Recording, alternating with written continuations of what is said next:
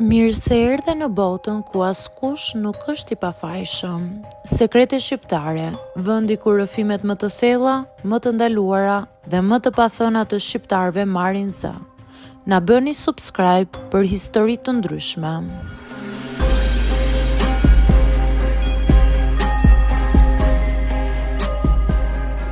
Jam dashuruar me vëllain e burrit. Nuk kam dashur kur ta tregoj këtë histori, sepse as vetes nuk ja pranoj dot, por ndoshta duke e thënë me zë do ndjej më pak faj. Kur u martova me Endrin, isha 26 vjeçe. Ishte një martesë e thjeshtë, e ndërtuar me shumë respekt, me dashuri të zjarrt. Ai ishte shumë i mirë, i qetë, një njeri që më dha siguri pas një jete të vështirë.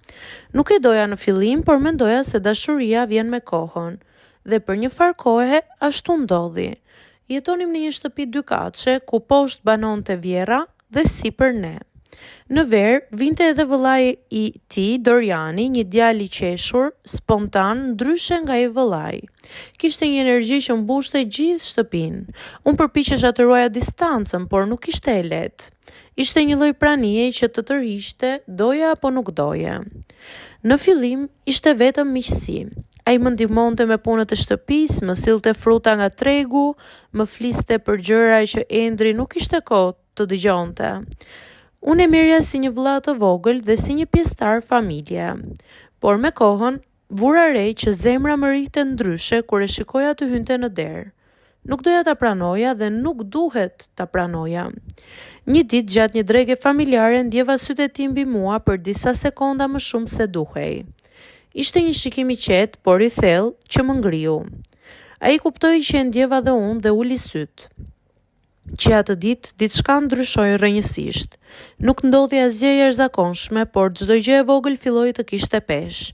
Një përshëndetje, një ndihmë, një fjalë e thjeshtë, çdo gjë dukej si sekret mes nesh. Endri filloi të udhëtonte shpesh për punë. Unë mbetesha vetëm në shtëpi dhe Doriani kalonte më shpesh për t'u siguruar që gjithçka ishte në rregull. Kështu thoshte. Dhe çdo herë që vinte më dukej sikur shtëpia merrte frymë ndryshe.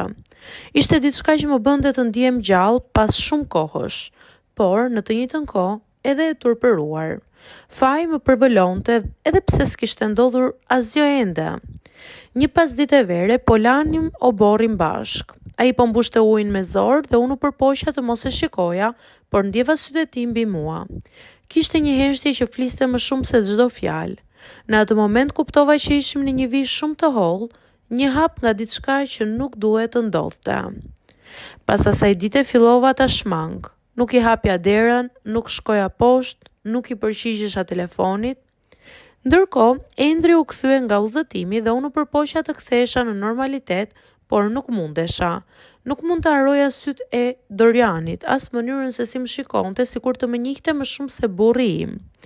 Një mbrëmje, Doriani iku jashtë shtetit për punë. E mora vesh nga vjera. Asnjë përshëndetje, asnjë fjalë. Vetëm një mesazh të shkurtër. Ndonjëherë largësia është e vetmja mënyrë për të ruajtur nderin. E lexova 10 herë atë mesazh me zemrën që më rrihte fort. Qava shumë atë natë, jo nga dashuria, por nga çlirimi dhe dhimbja që erdhën bashk. Kaluan 2 vite. Ai nuk u kthye më. Unë vazhdova jetën time me Endrin, me rutinën tonë të qetë, me heshtjen tonë të zakonshme. Askush s'më pyeti pse ndryshova, pse nuk isha më e njëjta. Vetëm unë e dija se çfarë mbaja brenda. Ndonjëherë, në darkë, kur bie heshtja, e ndjej sikur Doriani ende më kujton, si një kujtim që nuk mund të shlyhet. Edhe nëse ndonjëherë ndjenja e vërtet ka emër, e imja ishte ai, vëllai i burrit tim. Sot e di që nuk do mund të jetoja kurrë me veten, po ta kisha lejuar atë ndjenjë të dilte në dritë.